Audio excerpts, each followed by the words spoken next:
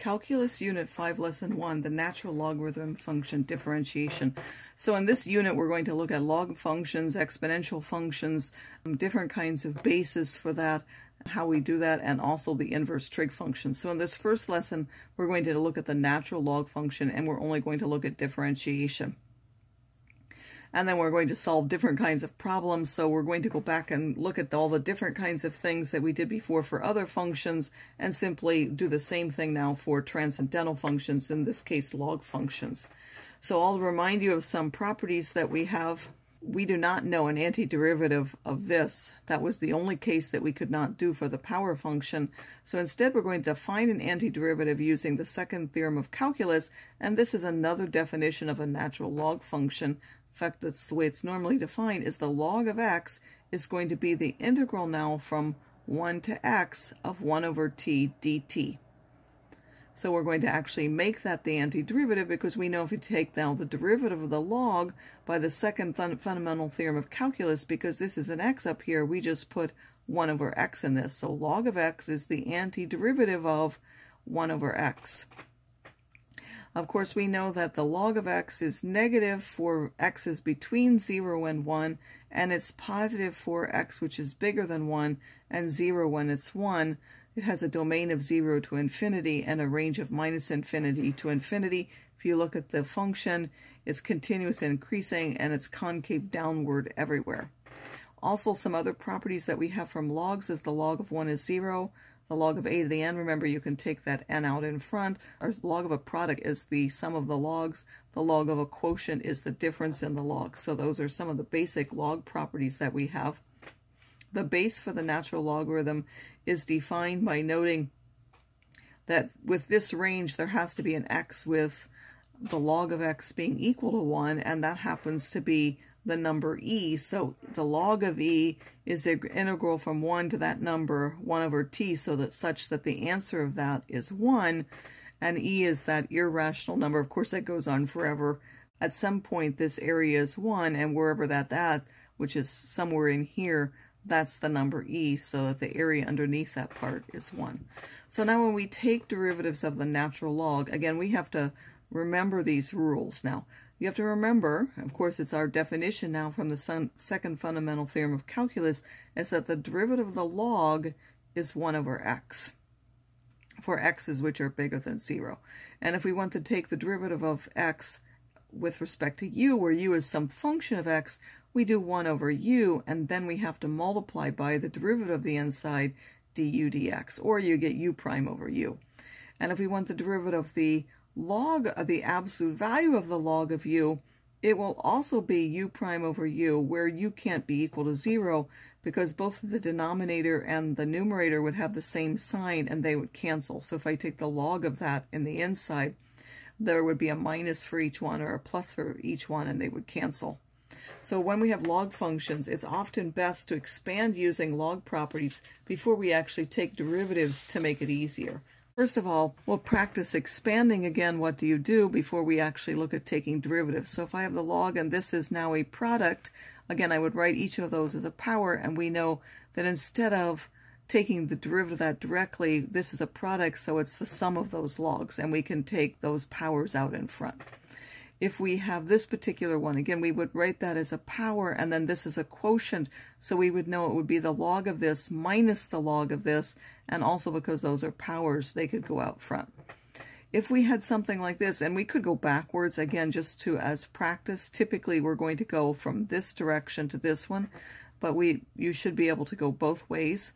If you want to write this as a single log, so we would multiply everything by the 1/3, we would take these in as powers. The things that are added would end up in the numerator, and the part that's subtracted would end up in the denominator, and then you could simplify those in different ways. These all have a 1/3 in there, and put the 1/3 out front, and you could write that as a cube root. So now if I want to find the derivative, well, we know what? For a log function, you take 1 over whatever's inside, and then you have to multiply by the derivative of what's inside, so that would give you 1 over x. If I want to take the derivative again, this is the chain rule for the power. This is a power of a log. So you take 4, you decrease the power by 1, and then you have to take the derivative of what's inside. So the derivative of the log is 1 over x would give us, this is our derivative. If I have the derivative of this function, again, you take 1 over whatever's inside, which happens to give you this, and then you have to take the derivative of what's inside. Well, what's inside is a product, so we need to use the product rule. We're going to use the first times the derivative of the second function, which includes another 2x. So that would be x squared minus 1 to the 1/2. We would take 1/2 x squared minus 1, decrease the power, then multiply by the derivative of that, which would be 2x, and then plus the second, which is that to the power 1/2, and then multiply by the derivative of the first one, which is just 1, which I didn't write there, and then I simplified that function. Or you could rewrite that and say, well, instead of going through all of this, I'm simply going to split this up into 2 parts directly. That is the log of x, and this is x squared minus 1 to the 1/2. I just take that out front and then take the derivatives. Again, this is typically easier. So now the derivative of the log is 1 over x. The derivative of this is 1/2 times whatever the derivative of this is, which is 1 over x squared minus 1 times the derivative of what's inside, which is 2 over x, which gives us, and if we combine them again, just like we did up here, we would end up with the same function. But typically this is easier. And here we have the log of the log. So suppose we took the derivative. Well, again, we start with the derivative of the outer one, which is this log. So we would then take 1 over this log of x squared. Then we have to multiply by the derivative of that log of x squared. So that would be 1 over whatever was inside it, which is x squared. But then that also has the function inside of it, which is x squared. And we need to multiply by its derivative, which is 2x, which would simplify to this function. We could also do other things. Any of the things that we've been asked to do before, we can also do for a log function. We can find the equation of the tangent line. Again, this is a product rule, so we would have to use the product rule for the derivative. The first times the derivative of the log, which is 1 over x, plus the log of the second one times the derivative of the first, which is 3x squared.